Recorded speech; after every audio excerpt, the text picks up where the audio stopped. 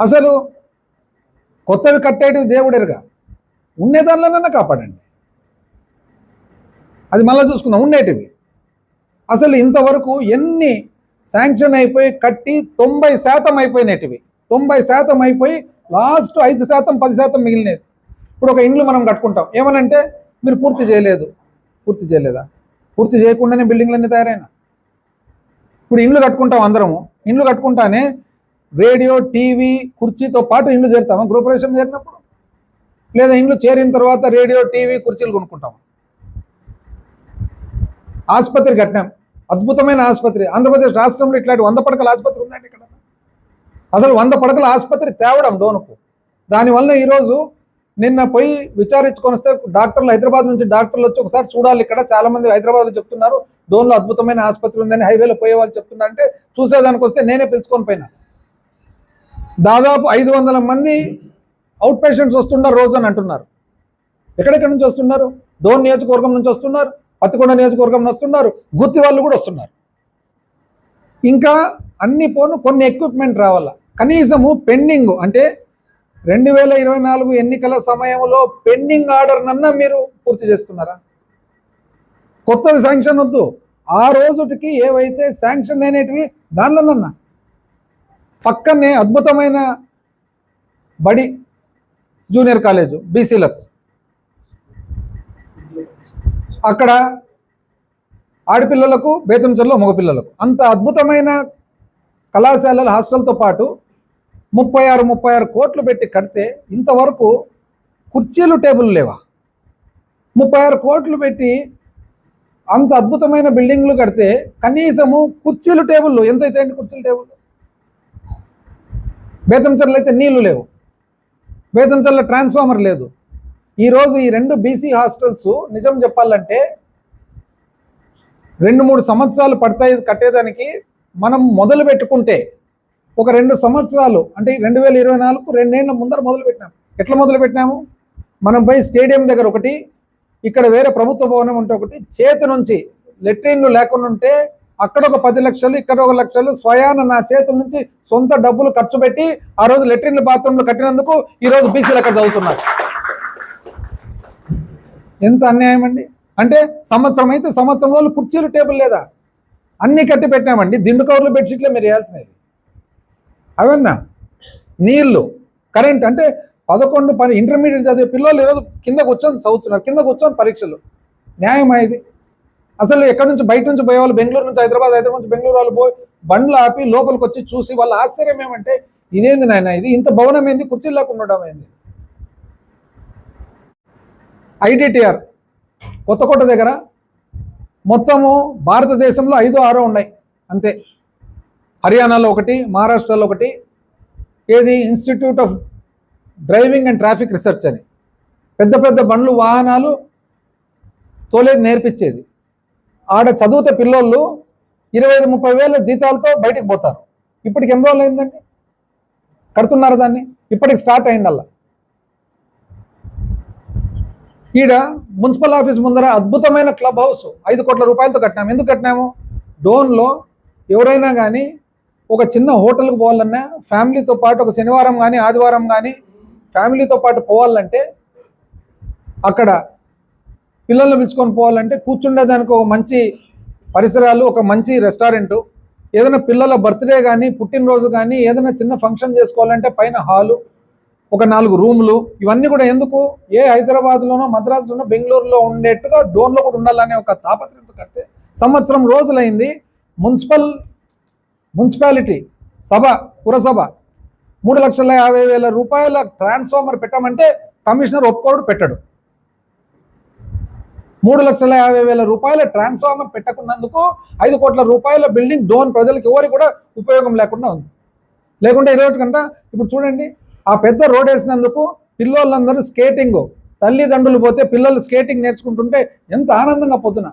ఇదే ఆనందంతో, ఇదే సంతోషంతో తల్లిదండ్రులందరూ కూడా అక్కడే స్కేటింగ్ అయిపోయినాక పోయి పిల్లలకు ఒక పాలు దాపియడమో, ఒక కూల్ డ్రింక్ దాపియడమో, ఐస్ క్రీమ్ తినిపించడమో ఎంత చక్కగా ఉండండి. 1 సంవత్సరం అయింది ఇంతవరకు అది ఓపెనింగ్. ఎంతకాలం నుంచి అండి, ఎంతకాలం నుంచి ఇది కాక మళ్ళా మాకు వినికిడేమంటే కొంతమంది అరాచక శక్తులు దాన్ని కార్డ్స్ క్లబ్గా మార్చాలని ఆలోచన చేస్తున్నారని. ఇంకా చూడండి, ఇది మర్యాదస్తులు ఎవరైతే కుటుంబాలతో పాటు పోయి పిల్లలతో పాటు పోయి ఇవన్నీ కూడా ఒక మంచి నగరంలో ఉండే జీవనం అనుభవించాలని చెప్పి మనం కడితే కార్డ్స్ క్లబ్గా మార్చాలని చెప్పి ఆలోచన. అందుకనే సంవత్సరం నుంచి పెండింగ్ పెట్టినాయి. అసలు పాతపేటకు ఈ 2 రైల్వే గేట్లు, కొండపేటకు పాతపేటకు ఈ బ్రిడ్జ్ కట్టినారు. ఎక్కడ మొదలవుతుందో మనకే తెలియదు, ఎక్కడ అంతమవుతుందో కూడా మనకే తెలియదు. ఎందుకు కట్టినారో కూడా అందరికీ తెలియదు. ఎక్కే కాడ ఎవరు ఉన్నారు, దిగే కాడ ఎవరు ఉన్నారు అని చెప్పి రోడ్ అండర్ బ్రిడ్జ్ శాంక్షన్ చేయించాం 8 కోట్లతో. నాకు తెలిసి భారతదేశంలో ఎక్కడ కూడా ఓవర్ బ్రిడ్జ్ ఉన్న కాడ అండర్ బ్రిడ్జ్ శాంక్షన్ రాలే. ఇది ప్రత్యేకంగా మన చొరవతో మనం శాంక్షన్ చేయించి వర్క్ కమెన్స్ అయ్యి పక్కన మోల్డింగ్స్ కూడా రెడీ చేసి పెట్టినారు. మళ్ళీ పోయి దాన్ని ఆపుతారు. ఎందుకు ఆపుతారు అని అంటే మావి పోతాయి. ఎవరు పోతాయండి? ఎవరు పోతాయి? రోడ్డు మీద ఎవరైనా ఆక్రమించినారో వాళ్ళకి కదిలియాల్సి వస్తుంది, వాళ్ళకి వేరే చోట ఏర్పాటు చేస్తారు. నిజంగా ఎవరిదన్నా పోయేది ఉంటే, 1, 2, 3 పోయేది ఉంటే దానికి ప్రభుత్వము ల్యాండ్ అక్విజిషన్ చేస్తారు, భూసేకరణ చేస్తారు. ఇప్పుడు భూసేకరణ చేయకుండా రోడ్లు వస్తాయా?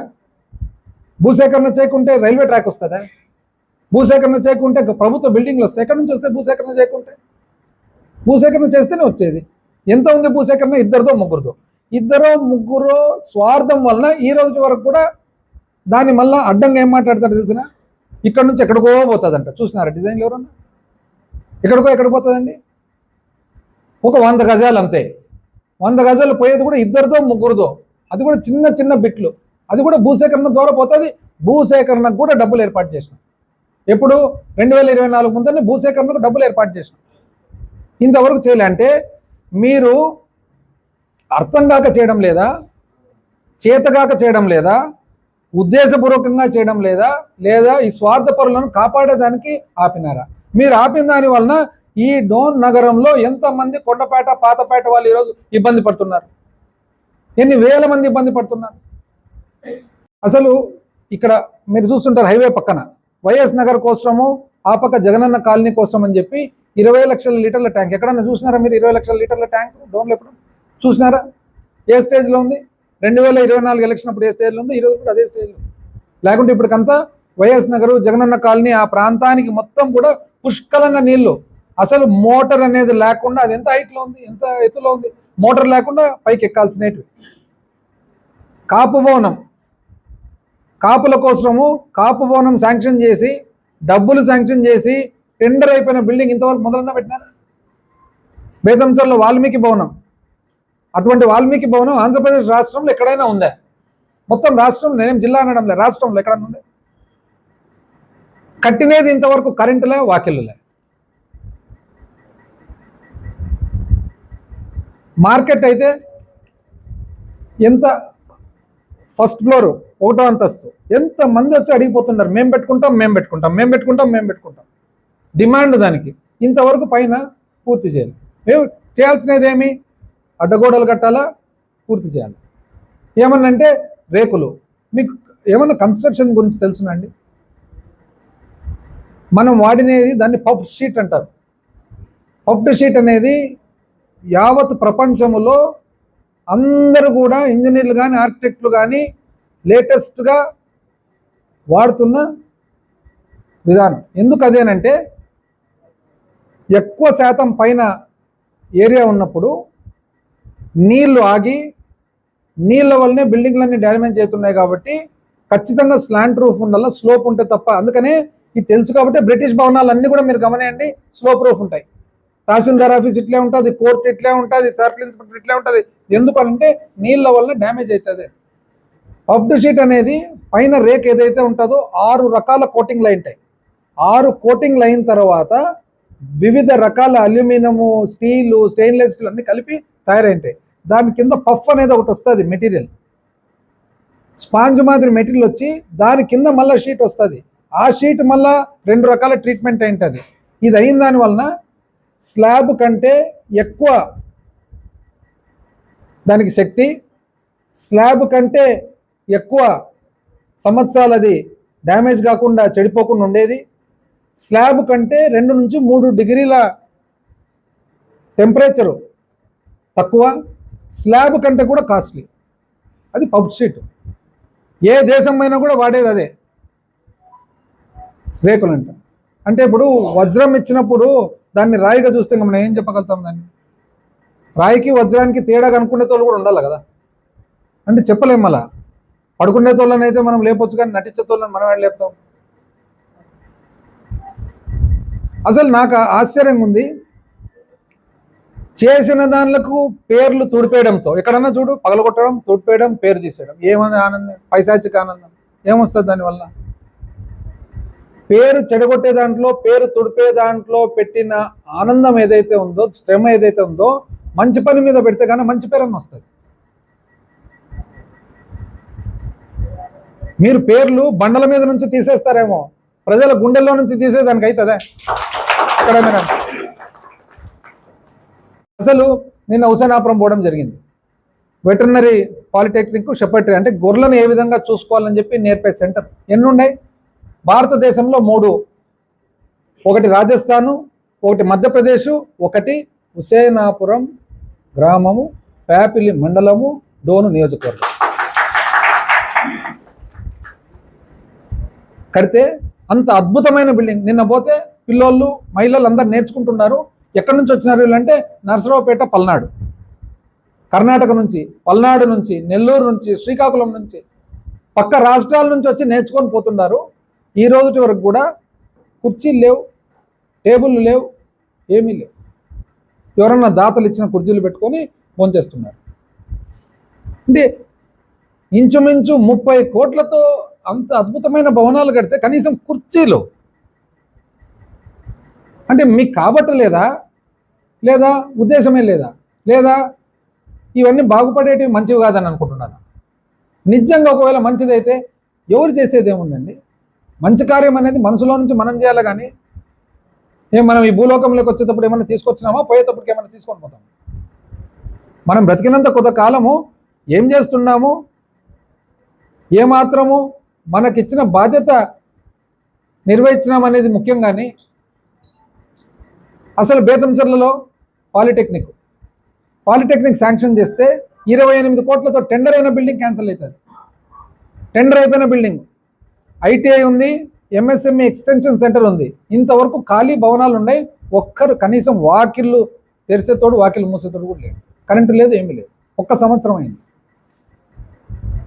12 కోట్లతో బిల్డింగ్లు కడితే 1 సంవత్సరం అయింది. ఎవరు లేరు, అసలు పోయేవాళ్ళే లేరు.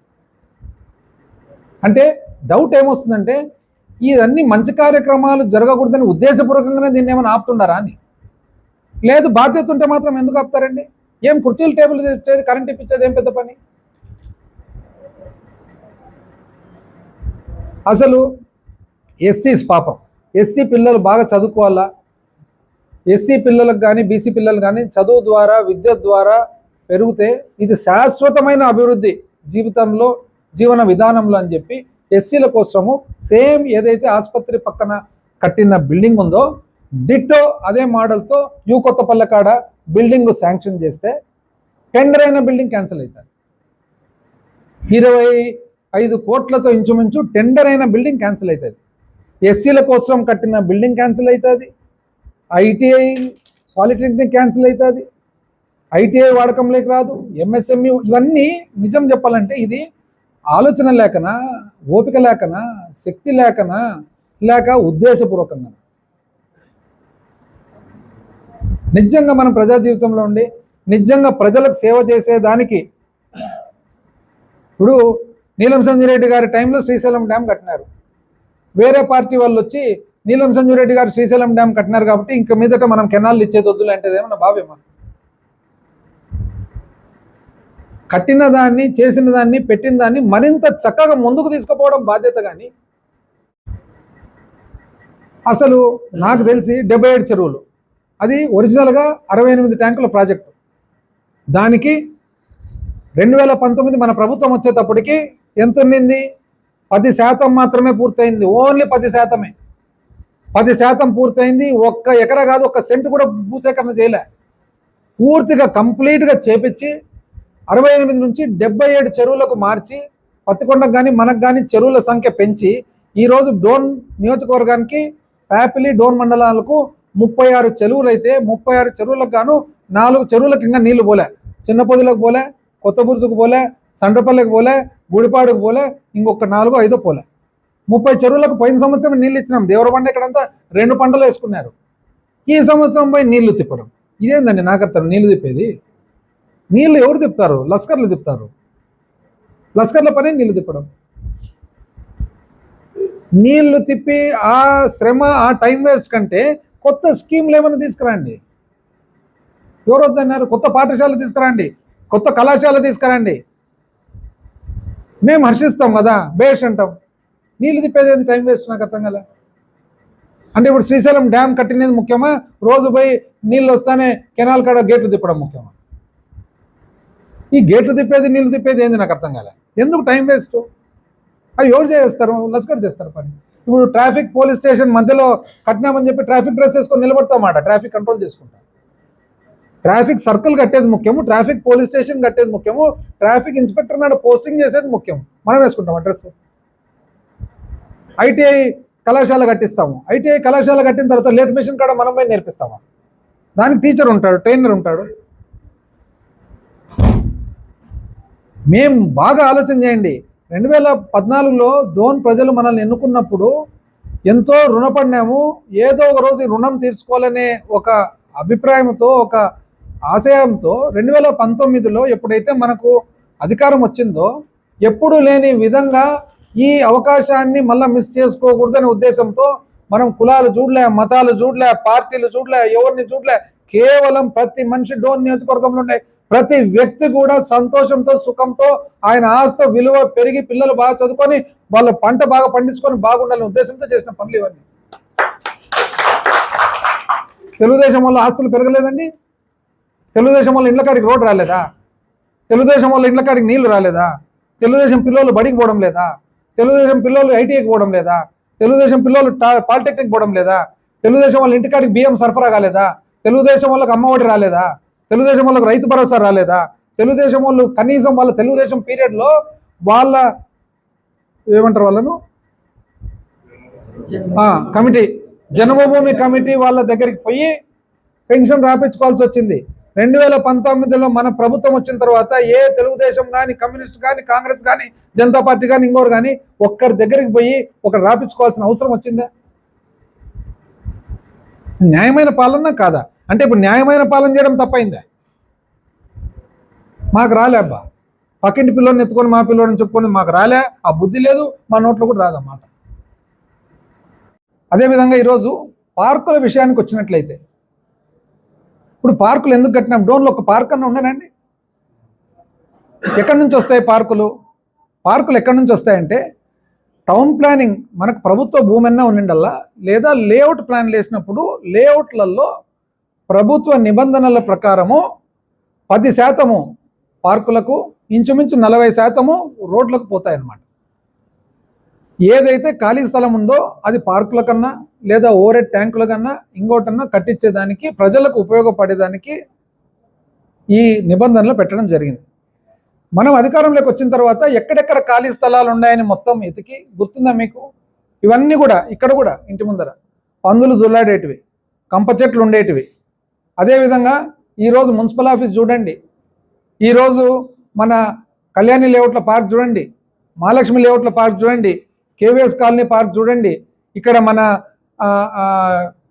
పెట్రోల్ బంక్ పక్కన ఉండే ఏదైతే మనము పెట్రోల్ బంక్ పక్కన ఉండే పార్క్ చూడండి, ఇన్నర్ వీల్ క్లబ్ వాళ్ళకి ఇచ్చినది. ఇవన్నీ కూడా కంప చెట్లు, పందులు, కుక్కలు అసాంఘిక కార్యక్రమాలు జరిగేటివి.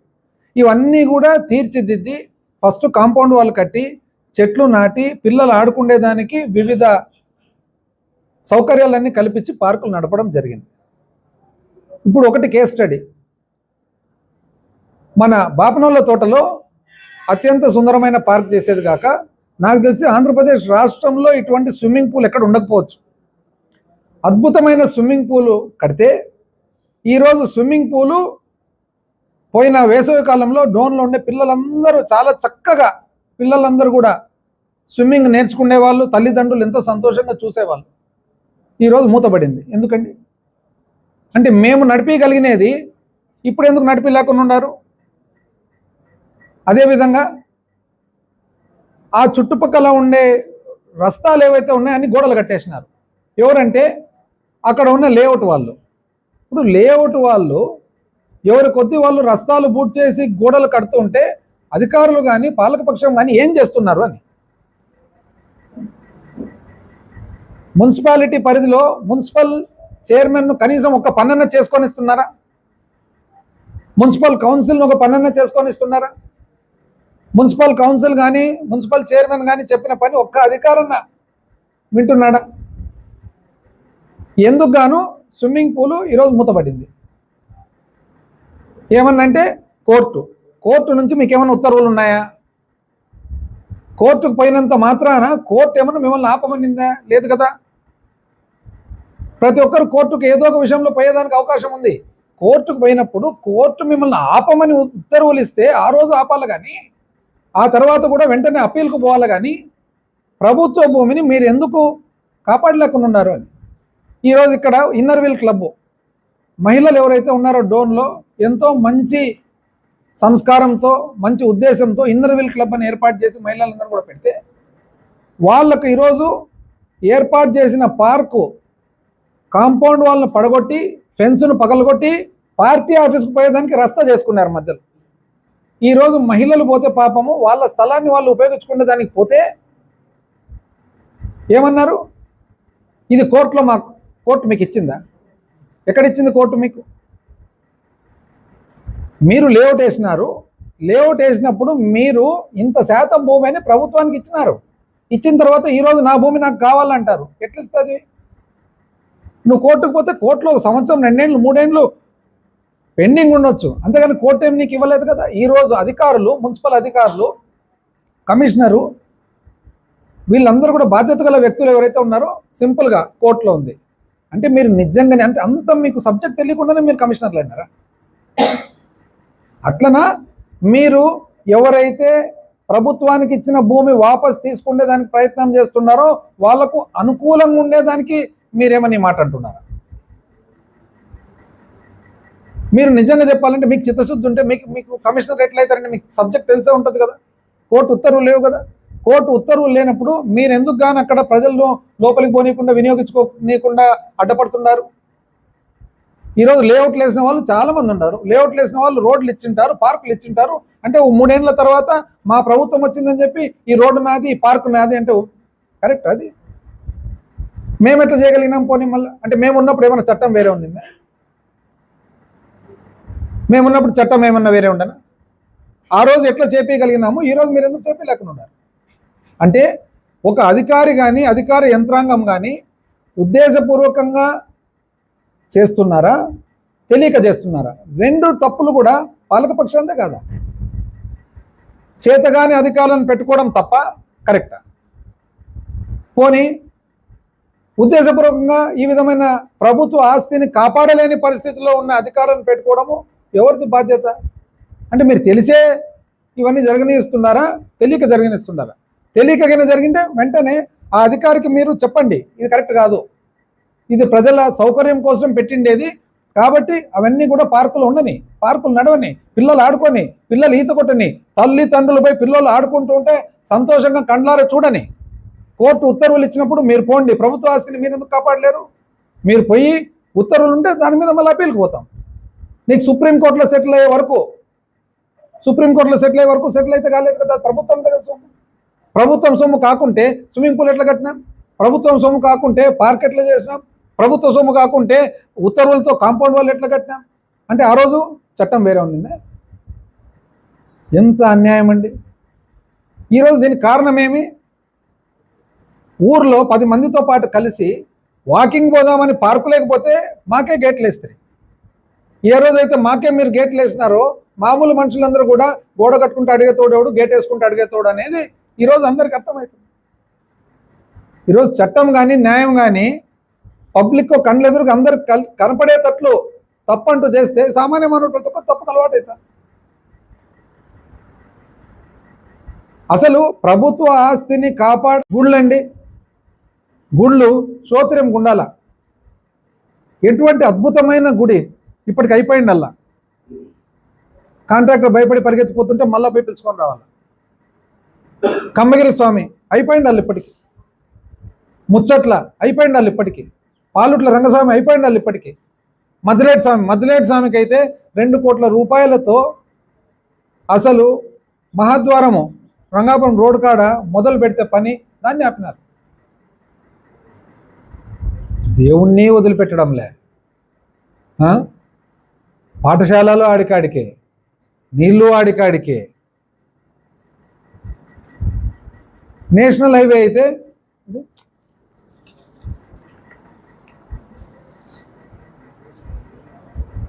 నేషనల్ హైవే ఫ్లైఓవర్లు ఉన్నాయి కదండి, మన నేషనల్ హైవే ఫ్లైఓవర్లు కట్టేదానికి ఎట్లా చెప్తా. నేను విజయవాడలో ఏ ఇంట్లో అయితే బాడిక్కున్నానో ప్రతి దానికి ఒక బ్యాక్గ్రౌండ్ ఉంది. ఏ ఇంట్లో బాడిక్కున్నానో నా పైన ఇంట్లో దీక్షిత్ అని ఒక ఆయన ఆర్ఓ రీజనల్ ఆఫీసర్, ఎవరికి ఆంధ్రప్రదేశ్ రాష్ట్రానికంతా జాతీయ రహదారులకు హెడ్. నేను రోజు పై ఇంట్లో కదా కూర్చొని, స్వామి మాకు యాక్సిడెంట్లు అవుతుండే, దొరపల్లకు పోయేతోళ్ళు రోజు ఎవరెవరు అయితే దొరపల్లకు మన కమలపాడు రస్తాలు రోజు యాక్సిడెంట్లు అవుతుండే అంటే అట్లా నాస్తారని చెప్పి వెంటనే లెటర్ పెట్టా అని చెప్పి పెట్టిన తర్వాత ఢిల్లీకి నేను తిరుగుతూ ఫాలోఅప్ చేసి మన 2 ఫ్లైఓవర్లు దీంతో పాటు కర్నూలు కూడా తెచ్చినాం. ఎప్పుడండి మనం తెచ్చిండేది? 2020 సంవత్సరం డిసెంబర్ 31 మనము శంకుస్థాపన చేసినాం. ఇంకా చూడు, తొందరలో బండను కూడా పెరుగుతారు చూడు. 2000 అంతే, ఇంకా పెరగడమే కదా. 2000 నేను అందుకని చెప్పినది, మీరు బండలు పెరగొచ్చు కానీ ప్రజల గుండెలు పెరగలుగుతారా? 2020 డిసెంబర్ 31వ తారీఖు మనము ఏం చేసినాము, దాన్ని శంకుస్థాపన చేస్తే 2 కూడా ఏది మన వైఎస్ఆర్ సర్కిల్, ఆసుపత్రి కాడ గుత్తి రోడ్డు సర్కిల్ 2 కలిసి జూన్ 2022 25వ తారీఖు మనము దాన్ని ప్రారంభోత్సవం చేసినాం. దానికి ఏమంటారు తెలుసా, బైక్ హైవే కదా మామూలుగా వస్తుందిలే అంటే, మామూలుగా వస్తేనే మేము శంకుస్థాపన చేస్తాం. మామూలుగా వచ్చినందుకే శంకుస్థాపన చేస్తాము, మామూలుగా వచ్చినందుకు మనం పోయి ప్రారంభోత్సవం చేస్తాం. ఏం మాటలు! చేతనయ్యేదిలే, పెట్టేదిలే, చేసేదిలే. చేతన కనీసం ఊరికన్నా ఉండాల. శాంక్షన్ చేసి శంకుస్థాపన ఎప్పుడు చేసినాము? 2020లో, 2022లో ప్రారంభోత్సవం. 2 సంవత్సరాలు ప్రారంభోత్సవం కూడా అయింది. ఇది కాక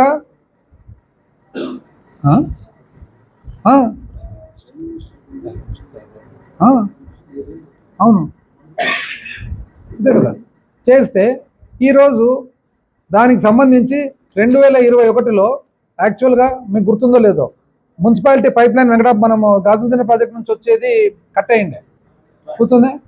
కట్ అయినందుకు నీళ్లు రాకుండా పోతుంటే దానికి హైవే వాళ్ళను ఇది మార్చాలి నాయన, ఇది పెట్టండి అంటే, సార్ ఇది పాత రేట్ల ప్రకారం ఉన్నాయి సార్ ఇది అని చెప్తే సరే అని చెప్పి మళ్ళీ స్పెషల్గా వాళ్ళకు శాంక్షన్ ఇప్పిస్తే ఆ శాంక్షన్ వచ్చేసి 10% దాటితే టెండర్కి పోవాలా. అంతకంటే ఎక్కువ అవుతుంది సార్ అంటే 19 మార్చి 2021లో మళ్ళా పోయి ఢిల్లీలో కూర్చొని ఒక కర్నూలుది డోన్ది 2 కలిపి ఉన్నందువల్ల పెరిగింది, సపరేట్ చేస్తే తరుగుతుంది అని చెప్పి మళ్ళీ సపరేట్ చేపించి, ఇవన్నీ ఎవరు చేపించినారు? అసలు నేను చెప్తున్నా కదా, ఏదైనా కానీ ఫస్ట్ రాజకీయాలు ఎందుకు చేస్తున్నాము? భారతదేశంలో మనము పౌరులము, ఆంధ్రప్రదేశ్ రాష్ట్రంలో పౌరులము, అదేవిధంగా డోన్లో మనం పౌరులము. మనము మన దేశానికి సేవ చేయాలా. ఎట్లయితే ఆర్మీలో పనిచేయడం ఒక సేవనో, ఎట్లయితే జ్యుడిషియరీలో పనిచేయడం ఒక సేవనో, ఎట్లయితే ఆఫీసర్లకు పనిచేయడం ఒక సేవనో, రాజకీయం కూడా అంతకంటే కూడా విలువైన సేవ, ప్రజాసేవ అనే భావనతో మనం రాజకీయాలు చేస్తే చేయాలి. కానీ ఇది వేరే ఊరికే ఏదో అదొక లైఫ్ స్టైల్ కోసమో, లేకుంటే అదొక ఏదో వచ్చింది కదా అని చేయడమో, లేకుంటే అది ఒక వ్యాపారం కోసమో చేసేపట్టయితే ఎందుకు? లక్షణంగా వ్యాపారాలు చేయొచ్చు కదా. ఎప్పుడు కూడా ఇది దేశ సేవలో ఒక భాగము, రాజకీయాలు దేశ సేవలో ఒక భాగము, అన్ని విభాగాల కంటే కూడా కష్టమైన భాగం అని చెప్పి ఒక భావనతో రాజకీయాలు చేయాలి తప్ప ఇవన్నీ కాదు ఇంత దిగజారి. ఎందుకంటే దినరోజు ఈ దిగజారే మాటలు, దానికి మళ్ళీ సమాధానం చెప్పుకుంటుండాలంటే ప్రజలందరూ కూడా గమనించి ఏది కరెక్టు ఏది రాంగు, మాట మాట్లాడితే ఇది షిఫ్ట్ చేస్తారు, మాట మాట్లాడితే పార్క్ క్లోజ్ చేస్తారు, మాట మాట్లాడితే గోడ కడతారు, ఎవరి ఇది వాళ్ళది, ఎవరి రూల్ వాళ్ళది, ఎవరి లెక్కచారం వాళ్ళది. ఒక మున్సిపాలిటీ ఉంది అంటే మున్సిపల్ చైర్మన్ కనీసం ఆయన నడిచేది లేదా? ప్రజలే కదా ఎన్నుకునేది ఆయన. అంతకంటే సౌమ్యుడు దొరుకుతాడా? పురసభ ఉంది, ఎటువంటి వాళ్ళు ఉన్నారు? కౌన్సిలర్లు అంతా చేనిస్తున్నారు వాళ్ళని ఏమన్నా ఒక పని అన్నా. మనం తెచ్చిన శాంక్షన్లో తీసుకుపోయి ₹1,00,00,000 తీసుకుపోయి పెట్టుకుంటారు. ఆ ₹1,00,00,000 తీసుకుపోయి పెట్టుకున్న దానికి ఇంతవరకు కాలే. ఏదో కొంతమంది చూస్తే గుడ్ మార్నింగ్ అండ్రి, గుడ్ మార్నింగ్ అంటే అందరూ అరుగులు పీక్కున్న అరుగులు ఇంతవరకు కట్టలే.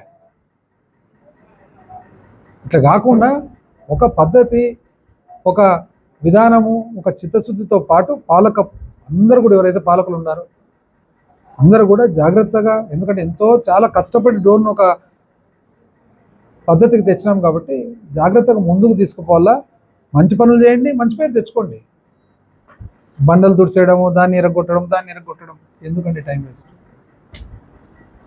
సబ్ రిజిస్టర్ ఆఫీస్ ఏదైతే ఇక్కడ డోన్లో పాత సబ్ రిజిస్టర్ ఆఫీస్ ఏదైతే ఉందో ఆ సబ్ రిజిస్టర్ ఆఫీస్ను ఎక్కడో దూరంగా ఊరు బయట ITI కాలేజ్ ఎదురుగా షిఫ్ట్ చేయాలా, కదిలియాలని చెప్పి ఒక ప్రయత్నం జరుగుతుంది. అయితే ఈరోజు నేను వీళ్ళందరికీ కూడా, పాలకులందరికీ కూడా తెలియజేస్తా ఉన్నా, ఈ సబ్ రిజిస్టర్ ఆఫీస్ కానీ, తహసీల్దార్ ఆఫీస్ కానీ, సబ్ ట్రెజరీ కానీ ఇవన్నీ కూడా ఎప్పటి నుంచి ఉండేది ఇక్కడ? ఆనాటి బ్రిటిష్ కాలం నుంచి ఉండేది, స్వాతంత్రం రాకముందు నుంచి, అంతేనా? అయితే ఎక్కడన్నా చూడండి, దేశవ్యాప్తంగా పరిపాలన సిస్టంలో tahsildar office, sub registrar office, treasury, వీలైనంత వరకు పోలీస్ స్టేషన్ ఇవన్నీ కూడా ఒక్క చోట పెడతారు. ఎందుకు? భద్రత కోసం. రిజిస్ట్రేషన్ ఆఫీస్కి పోయినప్పుడు ఏ కాగితం కావాలన్నా కూడా ఎక్కడి నుంచి మనం తెచ్చుకోవాలా? తహసీల్దార్ ఆఫీస్ నుంచి తెచ్చుకోవాలి. ఏదన్నా కానీ డబ్బులు కట్టినా పెట్టినా ట్రెజరీలో అప్పట్లో పెట్టినా కూడా, అప్పట్లో క్యాష్ పెట్టేవాళ్ళు ట్రెజరీలో.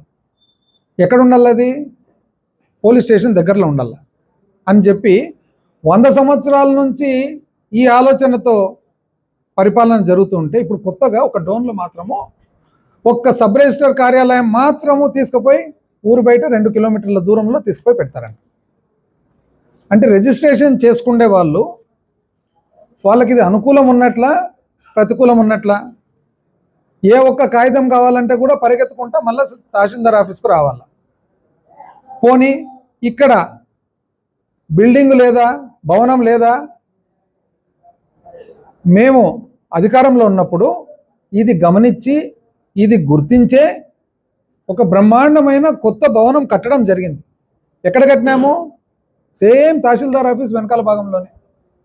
ఏ స్థలంలో కట్టినామో రేపు పొద్దున రెవెన్యూ డివిజను, డోన్ను రెవెన్యూ డివిజన్గా ఏర్పాటు చేసుకోగలిగినాం కాబట్టి అది ఒక గొప్ప సాధన. ఎందుకంటే ఇంతకుముందు ఉప ముఖ్యమంత్రి గారు, రెవెన్యూ శాఖ మంత్రివర్యులు ఉన్నప్పుడు కూడా స్థానికంగా ఇక్కడ రెవెన్యూ డివిజన్ చేసేదానికి ఎన్నో సంవత్సరాల నుంచి, దశాబ్దాల నుంచి ఇక్కడ ప్రజల డిమాండ్ ఉన్నా కూడా చేయలేకపోయారు. మన ప్రభుత్వం వచ్చిన తర్వాత డోన్ను రెవెన్యూ డివిజన్గా చేయడం జరిగింది. డోన్కు 4 దశాబ్దాల నుంచి గొప్ప గొప్ప వ్యక్తులు ఇక్కడ నుంచి అధికారంలో ఉన్నా కూడా సబ్ కోర్టు కావాలని అడిగితే సబ్ కోర్టు మనం తెచ్చుకోగలిగినాం. ఇప్పుడు అద్భుతమైన సబ్ కోర్టు భవనం కడుతూ ఉన్నారు దాదాపు 23 కోట్లతో.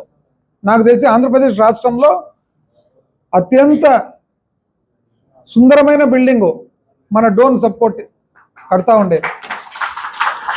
అదేవిధంగా RDO ఆఫీస్ కట్టేదానికి కూడా స్థలం ఏర్పాటు చేసినాము. అంత లోపల సబ్ రిజిస్టర్ ఆఫీస్ కట్టడమే జరిగింది. ఎప్పుడు కట్టినాము? సబ్ రిజిస్టర్ ఆఫీసు ఫస్ట్ 2020 సంవత్సరంలో 1/12/2020లో GORT నంబర్ 915 ప్రకారంగా సబ్ రిజిస్టర్ కార్యాలయం కట్టేదానికి 90 లక్షల రూపాయలు శాంక్షన్ ఇవ్వడం జరిగింది. ఎప్పుడు? 2020లో. అంటే మన ప్రభుత్వం ఏర్పాటైన తర్వాత కోవిడ్ వచ్చినప్పటికే మొట్టమొదటి ప్రభుత్వం ఏర్పాటైనాక ఒక సంవత్సరం రోజుల్లో పరిపాలన అర్థం చేసుకోవడానికి పడుతుంది. ఆ తర్వాత మన దురదృష్టవశాత్తు కోవిడ్ వచ్చింది. కోవిడ్ వచ్చినా కూడా కోవిడ్ సమయంలో అన్ని ఏదన్నా కానీ ఈరోజు డోన్లో మీరు చూడండి, ఇన్ని భవనాలు, ఇన్ని రోడ్లు, ఇన్ని వాటర్ స్కీమ్లు ఇవన్నీ జరిగినాయంటే ఏదైనా కానీ జీవో నంబర్ చూడండి, డేట్ చూడండి 2020 ఉంటుంది. అంటే కోవిడ్ వచ్చినప్పుడు ఈ శాంక్షన్స్ అన్ని తీసుకొని కోవిడ్ తర్వాత వెంటనే మొదలుపెట్టి అత్యంత వేగంగా పూర్తి చేసుకోగలిగినాం. అందుకని ఈరోజు ఇవన్నీ కూడా కనపడుతున్నాయి. 2020 డిసెంబర్ 1వ తారీఖు జీఓఆర్టీ నంబర్ 915 ప్రకారము సబ్ రిజిస్టర్ కార్యాలయానికి 90 లక్షలు పెట్టి కట్టేదానికి అనుమతి తీసుకోవడం జరిగింది. తీసుకున్న తర్వాత 23/11/2021లో కోవిడ్ అయిపోయిన తర్వాత వెంటనే జీఓఎంఎస్ నంబర్ 325 ప్రకారంగా సర్వే నంబర్ 535/B/1A 28(2B) డోన్లో 21 సెంట్లు సబ్ రిజిస్టర్ కార్యాలయం కట్టేదానికి ప్రభుత్వ భూమిని స్టాంప్స్ అండ్ రిజిస్ట్రేషన్ డిపార్ట్మెంట్కు ఎలినేషన్ చేయడం జరిగింది.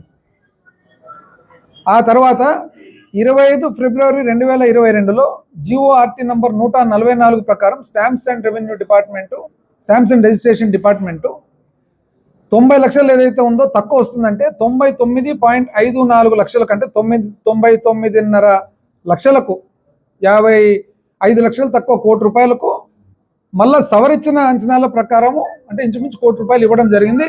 అద్భుతమైన భవనం ఈరోజు కట్టినాం. కానీ ఈరోజు సంవత్సరం అయినా కూడా ఆ భవనాన్ని ఉపయోగంలోకి తెచ్చుకోకుండా, వాడుకోకుండా ప్రజలందరికీ కూడా ఇబ్బంది కలిగేట్టుగా ఎక్కడికి మార్చాలని చూస్తున్నారు? ఐటీఐ కాలేజ్ కాడికి. అంటే ఎవరైనా కానీ ఒక డాక్యుమెంట్ కావాలంటే ఎక్కడ పోవాలా, డబ్బులు తీసుకొని పోవాలంటే ఎక్కడ పోవాలా, భద్రత కావాలంటే ఎక్కడికి పోవాలా? ఎందుకు ఇదంతా చేస్తున్నారు? కేవలం ఎందుకంటే ఇక్కడ నుంచి అక్కడికి మారుస్తే ఆ చుట్టుపక్కల ఉండే రియల్ ఎస్టేట్ వ్యాపారస్తులు ఎవరైతే ఉన్నారో ఆ వ్యాపారస్తులందరికీ కూడా అనుకూలం కలిగి అక్కడ విలువలు పెరుగుతాయని. అంటే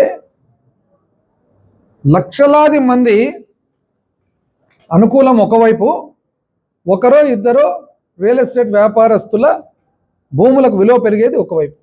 ఈరోజు పాలకులకు నేను తెలియజేస్తా ఉన్నా, దయచేసి మీరు జాగ్రత్తగా ఆలోచన చేసి ఇటువంటి ప్రజలకు ఇబ్బంది కలిగే పనులను దయచేసి మీరు అనుమతించొద్దండి అని. కొత్తగా మళ్ళా గోరకల్ స్కీమ్, గోరకల్ వాటర్ స్కీమ్ పైపులు దింపుతారంట. ఎంత అన్యాయం అండి! ఎంతసేపు పక్కింటి పిల్లల్ని ఎత్తుకొని నా కొడుకు అని చెప్పుకోవడం, ఇదేంది ఇది కథ అని. ఎప్పుడండి ఇది? 2020 1 December 2020 GORT number 710, GORT number 710 1 December 2020లో 2020 చెప్తే కదా కోవిడ్ అని. అన్ని శాంక్షన్స్ మనం కోవిడ్ అప్పుడే తీసుకున్నాయి.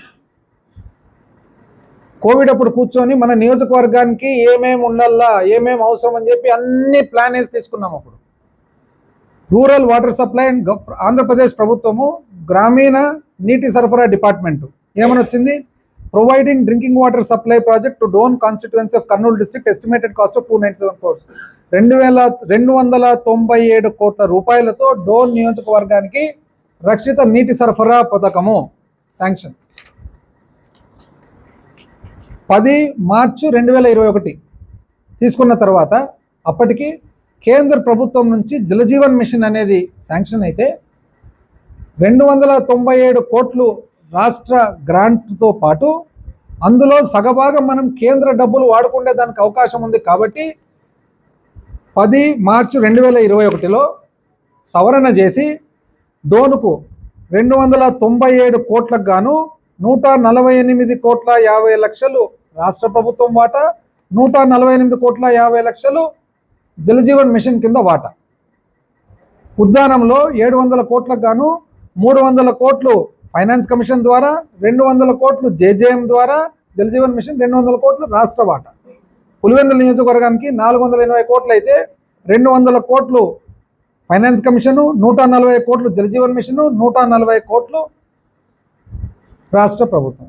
కేంద్ర ప్రభుత్వం జలజీవన్ మిషన్ డబ్బుల్లో నుంచి మనం వాడుకునే దానికి అవకాశం ఉంది కదా అని చెప్పి మనము ఆ వాటాను కూడా కలుపుకోవడం జరిగింది.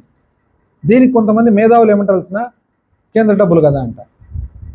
కేంద్ర డబ్బులు అయితేనేమి, రాష్ట్ర డబ్బులు అయితేనేమి, ఇంటర్నేషనల్ అమెరికా డబ్బులు అయితేనేమి తెచ్చి చేపించినామా లేదా? కేంద్ర డబ్బులు ఏమన్నా మీ డబ్బులా? ఏమైనా అర్థం ఉందా దాంట్లో?